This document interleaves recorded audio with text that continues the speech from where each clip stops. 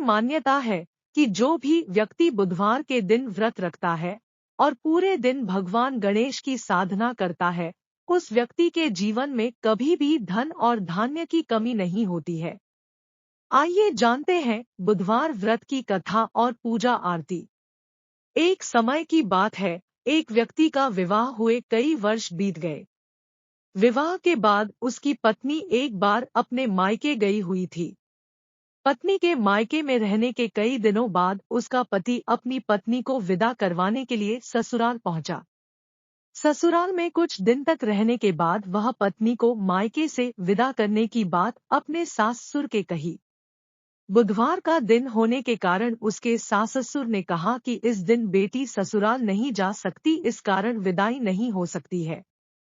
लेकिन वह व्यक्ति नहीं माना और अपनी पत्नी को मायके से विदा कराकर अपने घर की तरफ चल दिया। रास्ते में जाते वक्त पत्नी को बहुत तेज से प्यास लगी, तब पति पानी की तलाश में इधर-उधर भटकने लगा। काफी देर के बाद जब वह पानी लेकर वापस लौटा तो उसने देखा कि पत्नी के पास उसी की वेशभूषा में कोई अन्य व्यक्ति पत्नी के संग बैठकर बातें करता हुआ दिखाई दिया। दोनों व्यक्ति आपस में लड़ने लगे।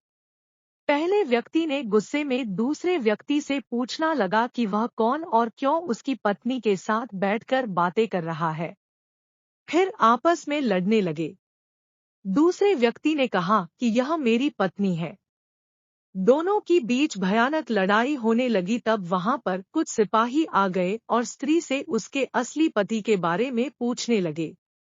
दोनों व्यक्ति को देखकर स्त्री हैरान हो गई कि कौन मेरा पति है। वह दुविधा में पड़ गई क्योंकि दोनों एक जैसे ही लग रहे। तब पहला व्यक्ति परेशान होकर मन में कहा कि भगवान, ये आपकी कैसी लीला है।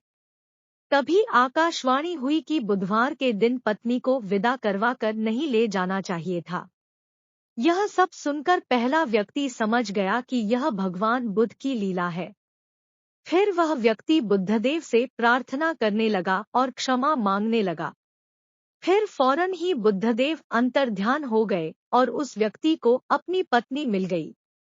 तभी से हर दिन बुधवार के दिन भगवान गणेश की पूजा होने लगी।